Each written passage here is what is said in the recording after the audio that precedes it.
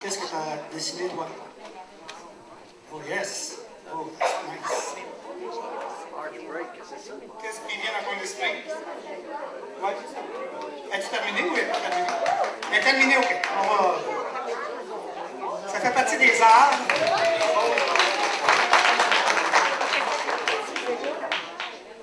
Au début, j'avais l'image d'une lampe de feu. C'est ce que j'avais commencé à faire. Donc, c'était des lampes de feu qui descendaient sur nous. Et plus les chants avançaient, à chaque chant, j'avais quelque chose de différent à cœur. Donc, les écluses des cieux. Donc, il y avait la pluie. C'est comme un... Dans le fond, ça représente tous les chants qu'on a fait ce matin. Donc, c'est vraiment notre louange vers Dieu. Donc, c'est ma façon de louer Dieu. Donc, tant mieux si ça peut bénir les gens. Donc,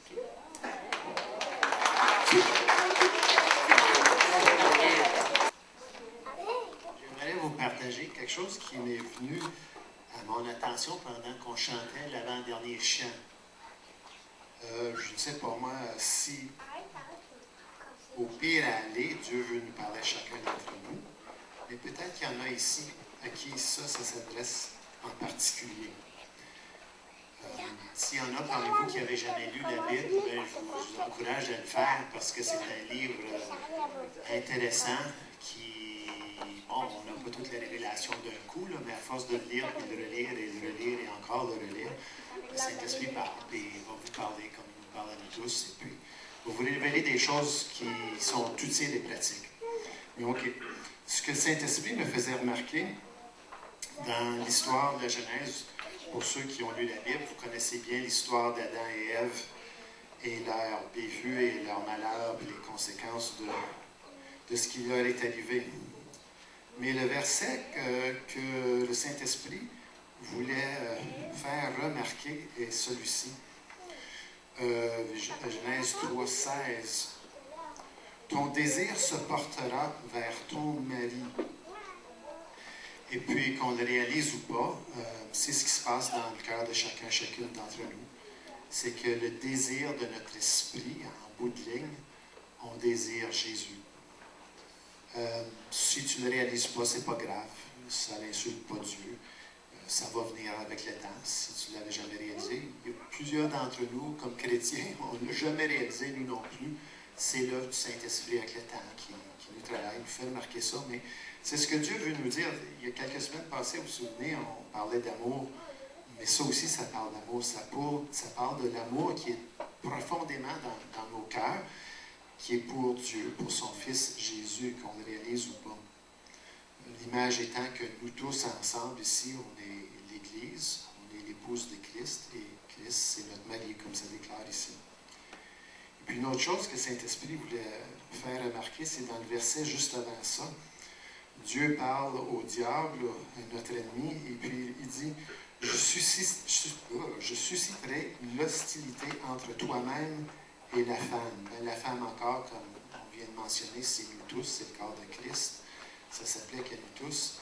Et puis ce qu'on ne réalise pas, c'est que malgré que dans le plus profond de nous, il y a un désir d'amour pour Jésus, l'ennemi vient se mettre en toi et ton amant Jésus. Chacun d'entre nous et Jésus. Et puis il y a là une hostilité, il y a là un combat, parce que notre désir, c'est d'aller vers Christ, mais le diable veut nous en empêcher à cause de toutes sortes d'affaires qui se passent dans nos vies, dans nos pensées, dans nos cœurs. Mais c'est juste ce que je comprends ce matin, c'est que Dieu veut nous dire, il nous aime toujours, malgré tout ce qui se passe, malgré les combats, les difficultés. Il veut qu'on réalise que dans le plus profond de notre être, il nous a fait comme ça. Ça dit dans la Bible ici que c'est lui qui a déposé ça dans nos cœurs, qu'on ait ce désir pour lui. Et puis qu'en cours de route, pour s'y rendre, il n'a pas dit qu'on ne s'y rendrait pas, il n'a pas dit que ce serait facile, mais il a dit qu'en cours de route, il y aurait de l'hostilité entre nous et puis notre ennemi qui veut nous empêcher qu'on puisse s'y rendre. Alors, c'est ce qu'il y a dans nos cœurs. Et puis c'est ce qui se passe. Alléluia. Les amis, est-ce qu'ils montent? J'en vois le couple, ou est-ce qu'ils restent ici? Oui, OK. Lisette part. Elle lit de la voix. Les amis, ceux qui ont à lire dans nos classes, allez-y. Ah, ben oui. Que Dieu bénisse, protège. Alors, oui, regardez, Vous n'êtes pas au cinéma, là?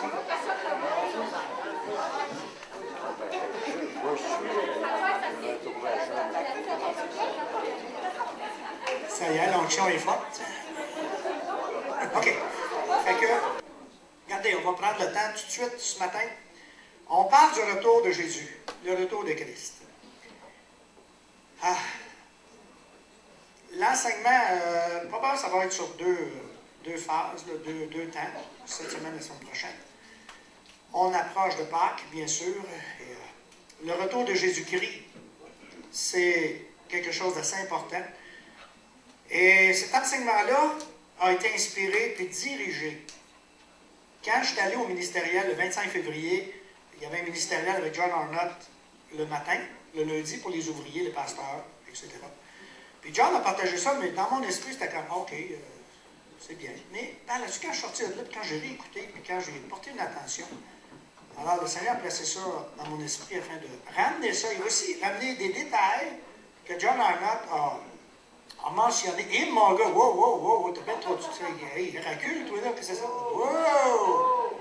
Si, là, il t'a pas tout donné le message. C'est ça, lisez-les, allez-vous-en.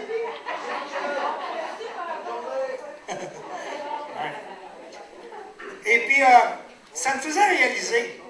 Savez-vous que moi, ce que je trouve le plus extraordinaire, le plus surnaturel dans le service pour Dieu, dans servir Dieu, faire les œuvres de Dieu, savez-vous ce que je trouve le plus incroyable, le plus formidable dans l'œuvre de Dieu? L'œuvre en tant que tel, c'est large pour moi. OK, c'est correct. Là, il y en a qui pourraient dire, ah oui, les âmes qui viennent au Seigneur, les guérisons, etc. Tu sais, mais pour moi, ce que je trouve le plus extraordinaire, puis portez attention à ça, parce que je crois que tous les croyants devraient vivre cette expérience-là, dans leur vie, constamment. Ce n'est pas quelque chose qui arrive à tous les jours, mais c'est quelque chose qui arrive fréquemment, parce que c'est comme ça que Dieu veut nous faire avancer. Alors, c'est ceci. C'est être à l'endroit précis et au bon moment, afin de recevoir les directives du Père. Je répète ça. Je ne l'ai pas marqué, mais j'aurais dû le marquer. Pour moi, ce que je trouve le plus extraordinaire, c'est d'être à l'endroit précis et au bon moment, le timing, le kairos de Dieu, afin de recevoir les conseils, la route, les directives de Dieu. Des fois, ce n'est pas apparent tout de suite. C'est après coup, là, Ah! Puis je me souviens quand que John Arnott est venu, on revenait de Gatineau, donc on était fatigués, je remontais d'un rhume d'homme, d'une grippe d'homme, puis j'arrêtais juste bien dans mon lazy boy lundi matin, là, puis ça me disait en dedans, lève-toi, va-t'en, vas-y. Puis j'avais un ami pasteur qui était supposé venir avec moi, ça m'encourageait, puis il dit, je ne peux pas y aller à cause de...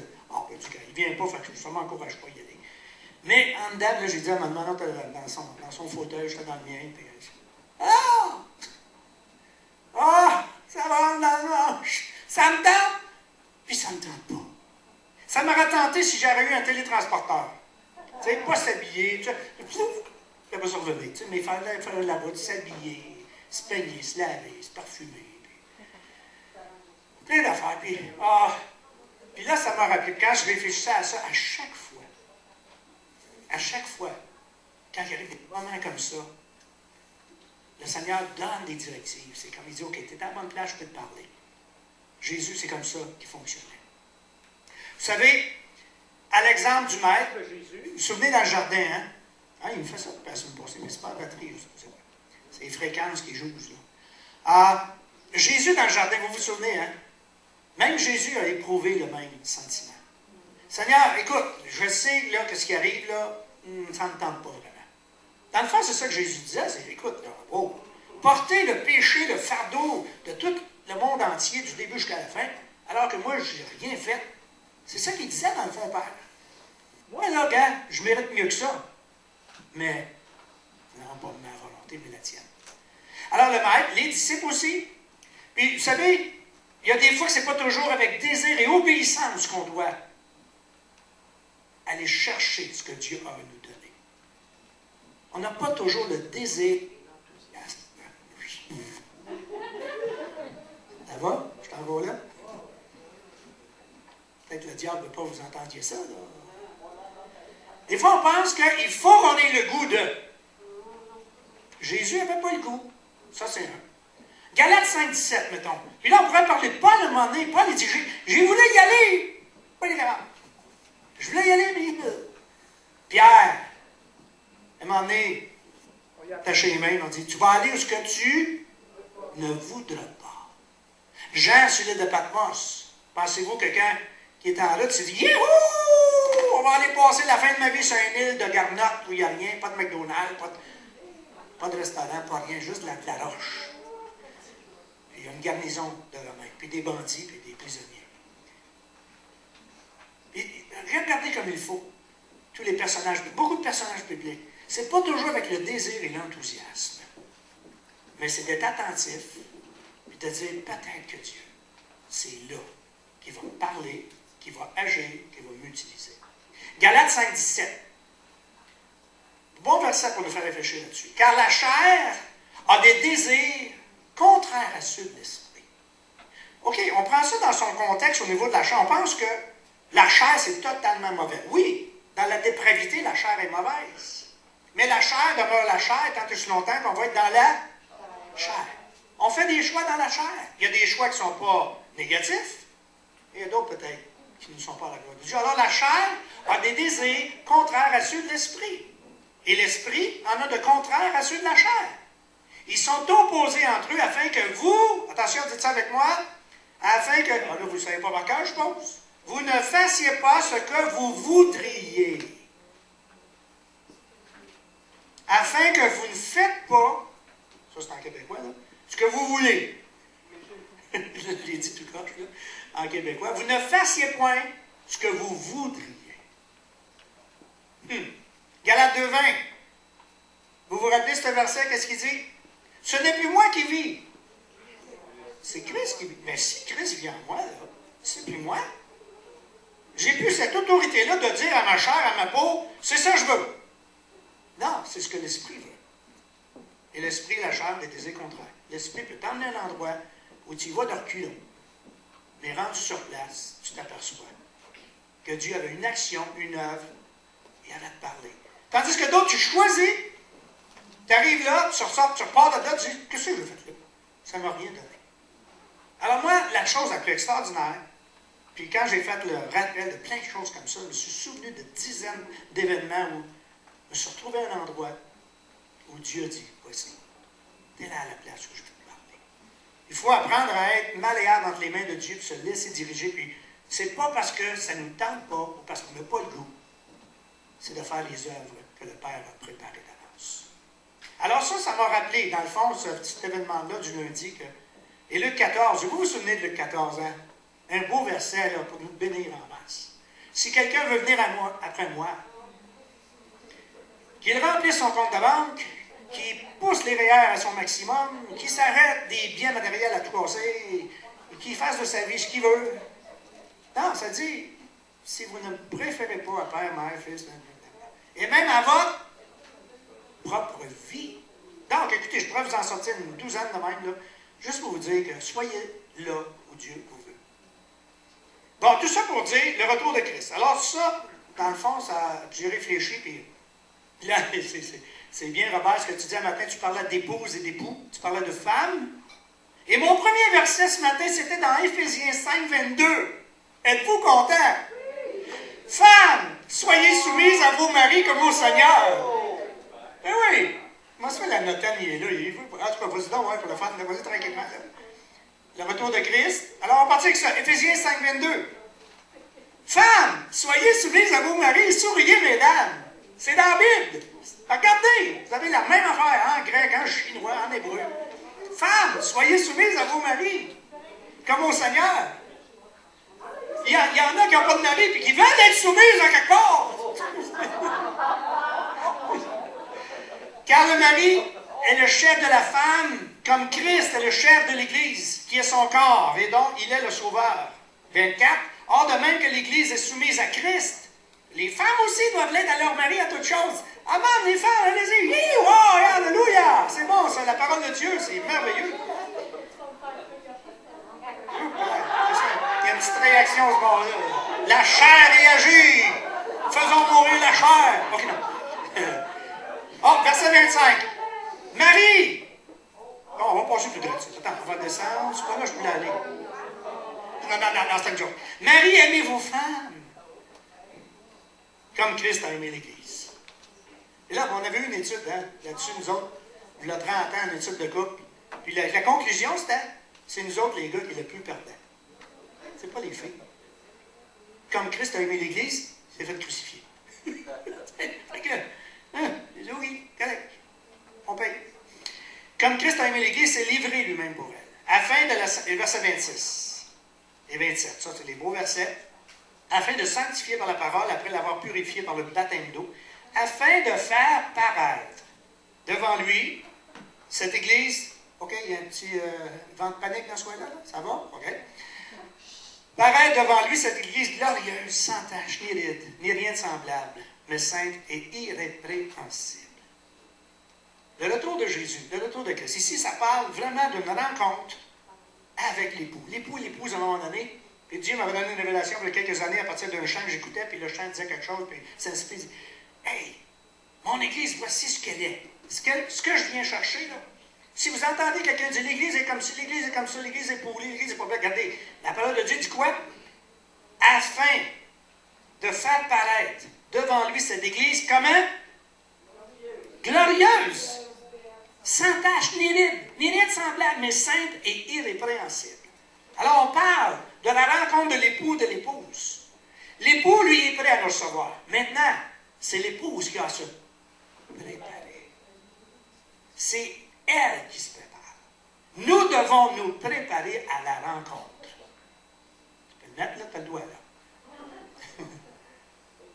Clic. Sommes-nous prêts pour le retour de Jésus? Un autre clic. Sommes-nous prêts? Se préparer. Maintenant, qu'est-ce que ça veut dire, se préparer? Bonne question que vous me demandez, je vais vous y répondre. Se préparer. Comment? Pendant combien de temps? De quelle façon? Voilà. Attends, pas trop vite. Je te watch. Est-ce que juste le fait d'être né de nouveau est suffisant? Est-ce que c'est la préparation totale, finale? Je suis né de nouveau, alors je peux rencontrer le maître, je peux rencontrer l'époux. Est-ce que c'est après avoir fait la prière de repentance? C'est correct. Être baptisé d'eau, aller à l'église, aux réunions de prière, donner sa dîme, des offrandes, participer à certaines rencontres de temps en temps. Est-ce que c'est tout ça qui fait qu'on se prépare pour la rencontre de l'époux? Répondez pas pour ne pas être piégé. Être né de nouveau. Hey, j'ai lu une réflexion. Ça vous arrive-tu de réfléchir? Là? Moi aussi. Puis j'ai réfléchi. Parce qu'à un moment donné, voyons. Je furetais, c'est ça que je voulais dire. Non, pas flirtais, là. Je furetais sur le net, puis je suis tombé sur un article, justement, sur la nouvelle naissance. Puis l'auteur donnait une réflexion. Hey, j'ai trouvé ça beau. Admettons, tu sais, quand on lit Jean 3, chapitre 3, verset 1 à 10, ça parle de Nicodème, hein? Vous vous rappelez? Nico. Un homme entre les pharisiens qui vient auprès de Jésus la nuit, parce qu'au moment il avait peur, parce que, bon, c'était un pharisien. Et là, les pharisiens en voulaient à Jésus. Et là, Jésus de dire, hey, en vérité, c'est un homme, un né d'eau et d'esprit. Il ne peut entrer dans le royaume de Dieu. Ce qui est né de la chair est chair, ce qui est né de l'esprit est esprit. On a lu tantôt que l'esprit et la chair ont des désirs contraires. Là, Jésus tente d'expliquer quelque chose à Nicodème. Ne t'étonne pas que je t'ai dit, il faut que vous, verset 7, Jean 3, 7, il faut que vous naissiez de nouveau. C'est ça que vous avez dans vos Bibles? Oui, hein? Le vent souffle et il veut, etc. C'est là. Là, donc, depuis des années, des décennies, le message qu'on a, c'est qu'il faut naître de nouveau. Mais la réflexion m'a amené dans l'interprétation du passage dans sa langue originale. Et le mot nouveau n'est pas là. Savez-vous ce qu'il y a à la place? Né, Pierre? D'en haut. Toi, tu l'as, hein? Né d'en haut. Alors, né d'en haut est plus exact que né de nouveau. Et dans le fond, l'auteur de l'article disait, il dit, écoutez, ça peut être un petit peu confondant, naître de nouveau. Parce que, il dit, les sectes, il dit, lui, par exemple, il dit, à un moment donné, j'étais d'une quelconque manière, je suis devenu un punk. Et la journée où je suis devenu un punk, c'est pareil comme si j'étais né de nouveau, c'est-à-dire j'étais bien, les cheveux courts, propres, tout d'un coup, bang, cuir, comment on appelle ça dans sa tête, là? Mohawk, et puis là, tu sais, c'était tout nouveau pendant des années, c'était le fun. N'importe quoi, tu vas aller dans une secte, dans une religion, il y avait une dame cette semaine, Lise Ravary, la journaliste, qui a embrassé la religion du judaïsme. Pour elle, c'est comme si elle était née de nouveau. Alors, le né de nouveau peut s'appliquer à plusieurs choses, mais naître d'en haut est très différent. Parce que naître d'en haut, il n'y a qu'une source, qu'un endroit où on peut naître d'en haut. Et dans le fond, tous les mots qui se rattachent, et ça c'est Annothène, Jean 3, mais ça aurait plutôt été 3,7, je me suis trompé là. D'en haut, depuis l'origine, tu peux le mettre, clic. Clic. Okay.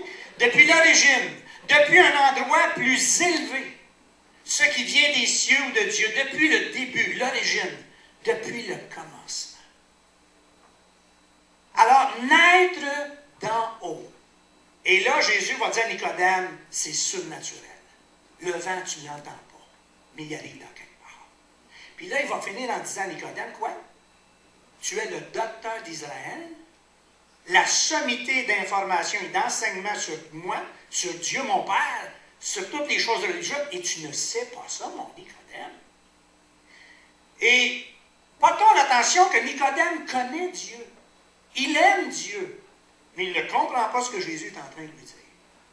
Qu'est-ce que c'est? Faut-tu retourner dans le ventre à ma mère? Jésus dit, tu ne comprends pas, Nicodème. Il faut que tu aies une connexion dans l'intimité du Père. Il faut que tu accèdes à un endroit qui est au-dessus de ta portée. C'est en haut, c'est à l'origine. Alors, je trouvais ça intéressant que cette conception-là, on dit, nous autres, il faut que tu naisses de nouveau. Puis là, on s'habitue avec ça, puis les gens naissent de nouveau, puis j'ai comme l'impression des fois que ça ne porte pas le fruit, puis tu regardes l'ensemble de l'Église, puis tu dis, Jésus vient chercher une Église comme celle-là, avec celle qu'on voit de nos yeux, avec toutes les différences, avec toutes les divisions, avec toutes les... Là, la planète brasse tout d'un coup. Il y a quelqu'un qui a décidé de démissionner. Un homme en haute estime sur la planète. Et tout d'un coup, tout le monde qui n'aime pas Dieu, tout le monde qui ne veut rien savoir de Dieu, la planète arrête. Parce qu'il y a un homme qui va venir en élection, le représentant d'une religion mondiale, et là, la planète est sur le gros nerf. Puis après que ça va être fini, on retourne à nos affaires. Là, je me dis, c'est insensé. C'est insensé. Naître d'en haut, c'est-à-dire que nous, on va chercher dans un endroit au-delà de ce que l'on voit, au-delà de ce que les sentiments, les émotions, au-delà de ce que la religion, peu importe ce qui est extérieur, nous, c'est vraiment dans une dimension, et Jésus l'a présenté ça dans le royaume de Dieu. Et il prépare une épouse. Maintenant, tout ça pour vous dire quoi? Cette nuit, je me suis réveillé. Ça arrive souvent que je me réveille. L'autre nuit, je me suis réveillé, puis plein de pensées. Écoute, la prédication se fait dans le sommeil des fois. L'enseignement, puis là, je me réveille, puis j'ai tout ça dans la tête, puis des fois, ça ne me tente pas de me lever. Là, je me suis levé. Il était 3-4 heures, je ne sais plus. Des fois, j'écris ça. Le mot m'est venu à l'esprit. Propagande. Propagande. Qu'est-ce que ça veut dire, ça? Je vais vous donner, moi, ce que la définition, moi, j'ai donné, j'ai écrit une définition avant d'aller voir partout, là, pas partout, mais un endroit précis, j'ai dit, pourquoi, Seigneur, tu me parles de propagande? Est-ce parce que ce qu'on entend dans le milieu religieux, évangélique, ou peu importe, là, de tout ce qui est, est-ce que ça a l'air plus de la propagande que de la vérité? Probablement. Alors, si vous donneriez une définition de propagande, vous, là, prenez 2 secondes pour réfléchir. Parle de moi, mais parle de moi. Pardon? Parle de moi, bien ou mal, parle de moi. Parle de moi, bien ou mal, mais parle de moi. OK, ça, c'est ta définition? C'est plutôt une citation, ça. Une définition. La propagande, c'est Ah, OK, c'est bon, ben, allez, c'est correct. Il n'y a pas de point là-dessus, là, mais c'est neutre. J'en donne pas. J'en donnerai pas pour pas. OK.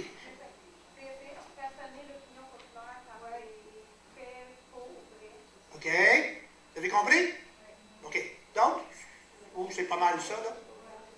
Lavage de cerveau? OK. Forcer une population à adhérer à une pensée. Forcer une population à adhérer à une pensée. Et on a un professionnel ici, éduqué en plus. Et ben, C'est partager un message qu'on va donner à notre avantage. oh, c'est bon ça. OK, bien, le temps avance. Moi, j'ai écrit de quoi? J'ai dit, moi, la propagande, pour moi, d'après moi, c'est comme c'est ça. Fait que là, j'ai écrit ça. C'est de l'influence à petite ou moyenne dose afin de diriger, voire même manipuler vers une destination précise. Bonne ou mauvaise, mais généralement mauvaise. Là, j'ai écrit ça. D'après moi, c'est ça.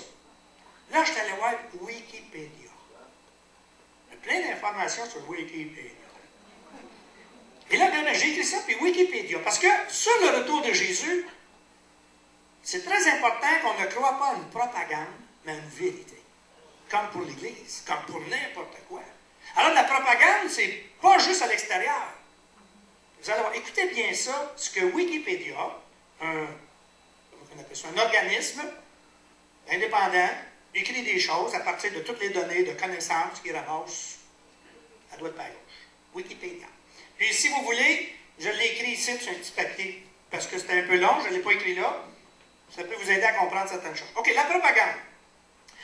La propagande désigne un ensemble d'actions psychologiques influençant la perception publique des événements, des personnes ou des enjeux, de façon à endoctriner ou embrigader une population ou la faire agir et penser d'une manière voulue.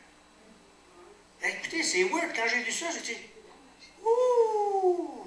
Attends, c'est pas fini. » De manière plus diffuse, mais non moins impérieuse, la propagande peut aussi chercher à faire adhérer l'individu ou les masses à un ensemble d'idées et de valeurs. À les mobiliser. Bref, à les intégrer dans une société donnée. Quand on parle d'intégrisme. La propagande poursuit des objectifs variés qui peuvent être politiques, économiques ou religieux. Dans sa forme la plus dure, la propagande façonne la connaissance des personnes par n'importe quel moyen, dont la diversion et la confusion. Est-ce qu'on ne vit pas dans un monde confus? Même l'Église évangélique, alors que nous, la Bible dit, il y a un seul Dieu, un seul Fils, un seul Esprit, un seul baptême, un seul. Nous sommes un. Moi et le Père, nous sommes un. Un. Mais pourtant, nous sommes tous divisés. Ne serait-ce pas l'œuvre ou le fruit de la propagande à petite dose sur une échelle donnée pour arriver à quelque part? Oh, réfléchissons comme il faut. Attention, attache ta tuque. Alors, lors d'une guerre, la propagande, sommes-nous en guerre, nous? Oui, on est en guerre spirituelle. Alors, c'est un outil de guerre. Lors d'une guerre, la propagande est utilisée pour déshumaniser l'ennemi et susciter la haine, en contrôlant la représentation que s'en fait l'opinion publique. Cela peut inclure des accusations mensongères, comme de la diffamation. Pierre connaît ça, lui, les accusations de diffamation en cours de justice. Les techniques de propagande moderne reposent sur les recherches conduites dans le domaine de la psychologie sociale et dans celui de la communication. De manière simplifiée, donc, elle se concentre sur la manipulation des émotions au détriment des facultés de raisonnement et de jugement. Vous pouvez le relire à la maison. Je l'ai sur un petit papier. C'est un grand texte. Moi, je l'ai lu 4-5 fois pour comprendre, dans le fond, que même l'Église subit la propagande. 2 Pierre 3, 1 à 8. Anya? Pas toi? 2 Pierre 3, 1 à 8. Prenons des textes du retour de Jésus. Voilà déjà, bien-aimés, la seconde lettre que je vous écris. Dans l'une et dans l'autre, je cherche à éveiller par des avertissements votre sainte intelligence. Il faut s'en servir de temps en temps, là. Afin que vous vous souveniez des choses annoncées d'avance par les saints prophètes et du commandement du Seigneur et Sauveur enseigné par vos apôtres. Verset 3.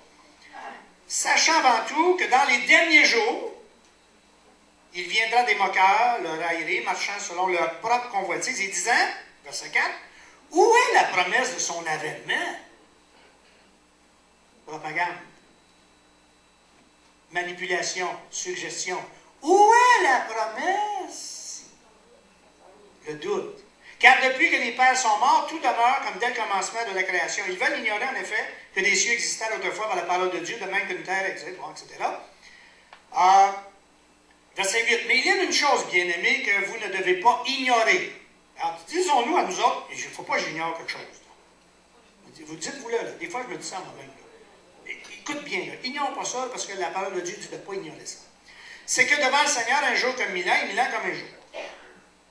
Dieu n'a pas de temps. Le Seigneur ne tarde pas dans l'accomplissement de la promesse. Il ne tarde pas.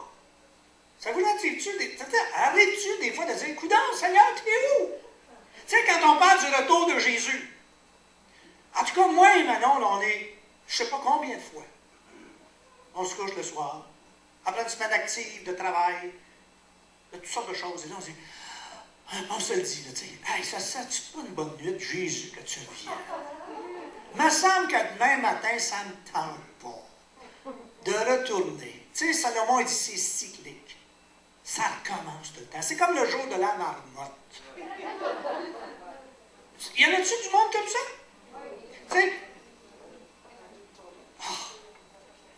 Il y a d'autres matins, tu veux te lever, mais il y en a d'autres. T'attends pas. Tu te dis, là, moi je suis honnête, je le dis au Seigneur souvent, yo, Seigneur, me semble que c'est une bonne date, là. 10 mars. Arrête ça là, puis tout est clair. Tant pis pour ceux qui ne veulent pas comprendre, mais moi j'ai compris, là. C'est qu'on a chercher. Pierre écrit aux chrétiens, il dit, hey, eux autres étaient dans un état comme ça, là, il y avait une persécution, les autres, voyons.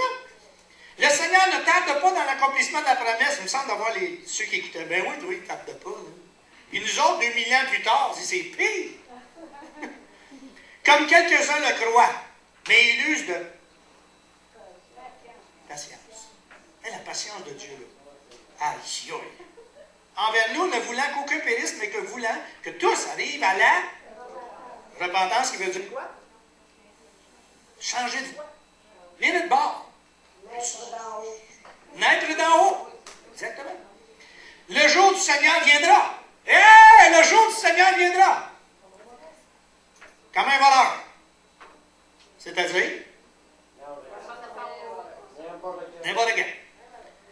En ce jour, les cieux passeront. Écoutez bien quand le jour du Seigneur va venir, qu'est-ce que ça dit ici? En ce jour, les cieux passeront avec fracas. Les éléments embrasés se dissoudront et la terre avec les œuvres que la femme sera consumée. Je ne sais pas, tu veux, moi, je veux que ça revienne en famille. Ben là, tu veux qu'il revienne, mais je veux qu'il m'emmène. Parce que ça va mal aller, certain. Alors, puisque donc, on parle de préparation, sommes-nous prêts pour le retour du Seigneur? Verset 11.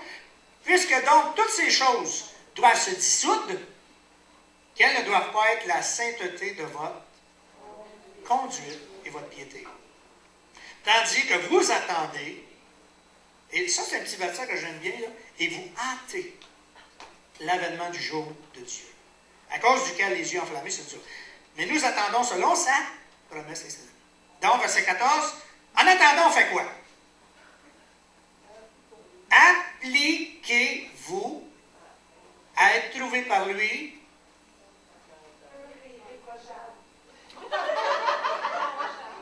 C'est pas ça que Paul C'est pas ça que Paul a écrit dans Éphésiens 5? La même chose. Appliquez-vous. Parce que notre ami Paul l'a écrit lui aussi. Il s'en vient chercher une église sans tâche, irrépréhensible. Et surtout, dans la paix. La semaine dernière, on a entendu parler de paix. Alors, d'être en paix avec Dieu, d'être en paix avec son environnement. Croyez que la patience de notre Seigneur est votre salut. Comme notre bien-aimé frère Paul vous l'a aussi écrit selon la sagesse qui a été donnée. Verset 17. Vous donc, bien-aimés, vous qui êtes avertis. Tiens, un homme averti. Une femme, par exemple. Avocat. Mettez-vous sur vos gardes, de peur qu'entraînés par l'égarement des impies, vous ne veniez à déchoir de votre fermeté. En tout cas, continuez à lire ça. C'est un premier passage. Maintenant, dans 2 Thessaloniciens, il faut le dire de même pour ne pas se tromper. C'est un autre chapitre qui parle du retour du Seigneur. Maintenant, on va aller jusqu'où on va pouvoir aller, là. Pour ce qui concerne l'avènement de notre Seigneur Jésus-Christ et notre réunion avec lui, nous vous prions, frères, de vous préparer, de mettre vos affaires en ordre, d'être bien, bien beau, habillé propre, de ne pas vous laisser facilement ébranler dans votre bon sens et de ne pas vous laisser troubler, soit par quelque inspiration, ou soit par quelques paroles, ou par quelques lettres qu'on dirait venir de nous, comme si le jour du Seigneur était là. Dans ce que ça dit ici. Là, quand le Seigneur m'a dit, va voir la définition d'une propagande, ce que c'est. Paul est en train de dire, écoute bien, pour ce qui concerne, dans les derniers jours, laisse-toi pas influencer parce qu'il va se produire quelque chose. Une propagande. Le mot propagande n'est pas dans la Bible. On trouve 2 mots propagande dans Actes qui n'ont pas rapport, mais dans la Bible, il n'y a pas ce mot-là, sauf l'idée de la propagande. Inspiration, lettre, comme si. La propagande, c'est ça. La propagande, c'est qu'elle dit des choses qui ne sont pas automatiquement fondées. C'est des influences négatives pour, je vais le dire comme je le pense, pour mener le troupeau à l'abattoir, dans le fond. Pour éviter au troupeau de rentrer dans la gloire de Dieu. Ça, c'est le travail de l'ennemi. C'est ça la propagande. Et c'est ça que Paul avertit Thessaloniciens. Que personne ne vous séduise d'aucune manière. La séduction fait partie de la propagande. Car il faut que l'apostasie soit arrivée auparavant. Et si, calmement. Là, 2000 ans plus tard, l'apostasie, c'est quoi? C'est l'abandon de la foi ou le rejet de la foi. Alors, si ça ne ressemble pas au rejet de la foi, ce qu'on vit, là, je suppose qu'on est. Et qu'on a vu paraître l'homme de péché ou du péché, le fils de la perdition, l'adversaire qui s'élève au-dessus de tout ce qu'on appelle Dieu et de ce qu'on adore, jusqu'à s'asseoir dans le temple de Dieu, se proclamant même Dieu. Ne vous souvenez-vous pas que je vous disais ces choses lorsque j'étais encore chez vous? Et maintenant, vous savez ce qu'il retient, afin qu'il ne paraisse qu'en son temps, car le mystère de l'iniquité agit déjà, il faut seulement que celui qui le retient encore dispute. Là, maintenant, je ne veux pas faire une exégèse de ce texte-là. C'est une exégèse, pas qui est compliquée, mais qui a une complexité, qu'il faut rentrer ça dans le contexte immédiat du temps, parce qu'on a fait de ce passage-là, on l'a étiré là, à en péter plein de bouts. Là. Ça n'a pas de sens. OK? Car le mystère... OK? L'apparition de cet impie, etc., c'est toutes les séductions. Je veux vous emmener sur un verset, là, verset 10. Avec toutes les séductions de l'iniquité pour ceux qui périssent, et là, c'est vraiment le verset où il ne faut pas se laisser prendre par une propagande quelconque, parce qu'ils n'ont pas reçu l'amour de la vérité pour être sauvés. Qu'est-ce qui sauve? C'est l'amour de la vérité. Pas la propagande, pas des idées, pas des à peu près. C'est la vérité. Qui est la vérité? Jésus a dit, je suis le chemin, la vérité et la vie.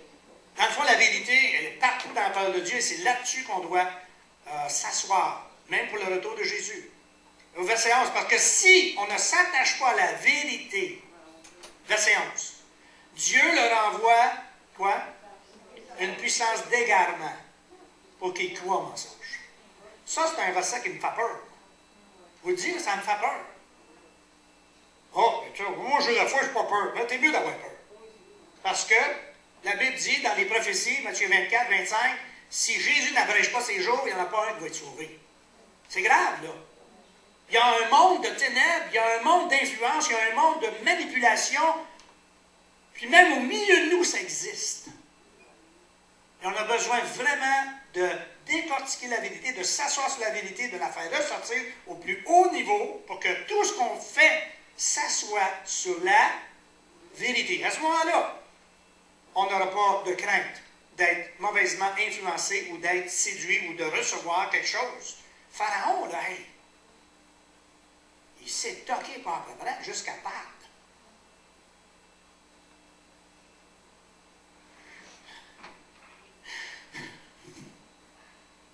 Vous savez, je vais finir avec ça. Au 19e siècle, il y a eu un changement majeur au niveau de la proclamation de l'Évangile. Saviez-vous ça? Avez-vous fait? Non, vous ne l'avez pas fait. Moi, je l'ai fait, le travail. L'histoire, pour moi, c'est épatant de voir comment, là, la propagande qui, petit à petit, s'est ingérée dans les affaires de Dieu jusqu'au 18e, 19e siècle. Assez que Dieu a décidé, au 19e siècle, d'envoyer une puissance pour dégager toute forme de religion, préparant ainsi le retour de son Fils. Et j'ai nommé le Saint-Esprit, la Pentecôte, une seconde Pentecôte. Il n'y a pas juste, nous autres on pense à Susa, mais il n'y a pas juste à Susa. Il y a Chicago, il y a Wells, c'est quoi on va dire en français? Pays de Galles. Partout sur la planète, au 18e siècle, il y a eu un vent de renouveau, de Saint-Esprit. Et à un moment donné, il y a 4 bases sur lesquelles l'Église s'est installée. Qui a donné, pour les Anglais, vous allez voir ça, là, vous allez vous rappeler, à un moment donné, il y a une dénomination qui s'est appelée Four Square Church. Combien ça lui dit quoi? Four Square Church. Savez-vous pourquoi ils se sont appelés de même? Parce que jusqu'au 18e siècle, l'Église s'était institutionnalisée, s'était refroidie. Il y avait juste une petite, c'était mince ce qui se passait au niveau du surnaturel. On n'entendait pas parler, mais au 18e siècle, il y a eu une effusion du Saint-Esprit incroyable sur la planète. Et 4 bases se sont installées et c'est devenu la base de la prédication du 19e siècle et du 20e siècle. Jésus sauveur, Jésus guérit, Jésus baptise du Saint-Esprit et Jésus revient. C'était les 4 piliers de la prédication du... Jésus sauve, Jésus guérit, Jésus baptise du Saint-Esprit. Et là, on pourrait extensionner tout ça, là. Les dons du Saint-Esprit. Et Jésus revient. Les 4 enseignements étaient constamment prêchés dans l'Église. On prêchait le salut en Jésus. On guérissait les malades parce que la Bible dit « Allez, guérissez les malades, chassez les démons, prêchez, baptisez du Saint-Esprit. » On n'a pas entendu parler, mais tu vas en entendre parler, guérir le Saint-Esprit, parce que ça fait partie du surnaturel. Sans le surnaturel, on ne peut pas combattre.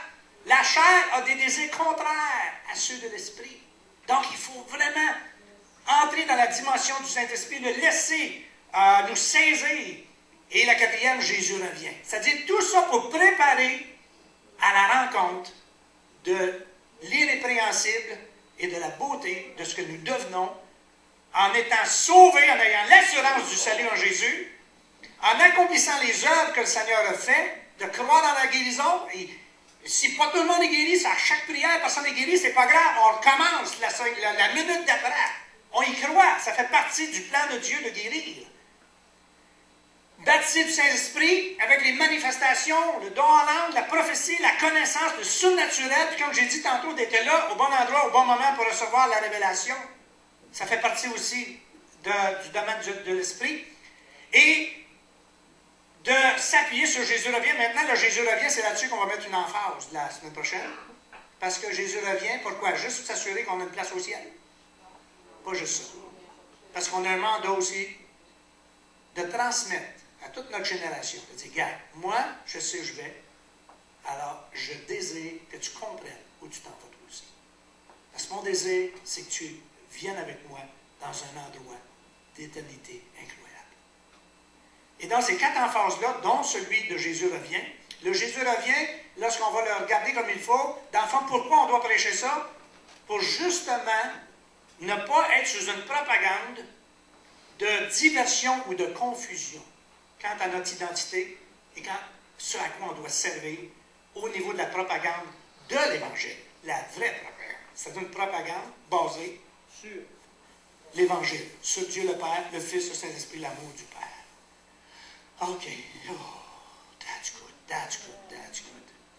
Maintenant, on ne va pas juste prêcher Jésus pour penser qu'on va être détaché de la terre, qu'on va éviter des problèmes. C'est pas dans ce sens-là qu'on va le regarder. On va le regarder dans le sens de dire, on le sait que Jésus va venir nous chercher.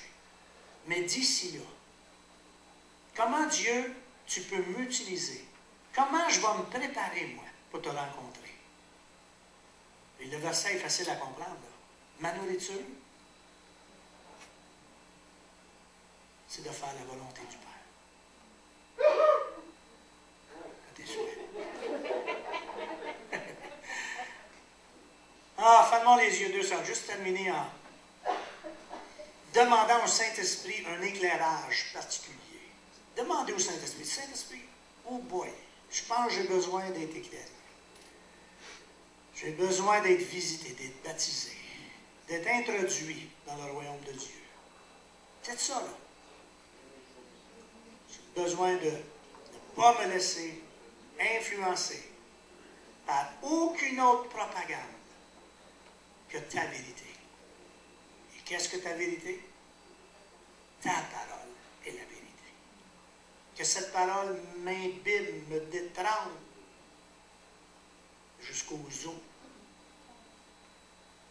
Et qu'on soit revêtu de puissance pour annoncer un retour imminent de Jésus.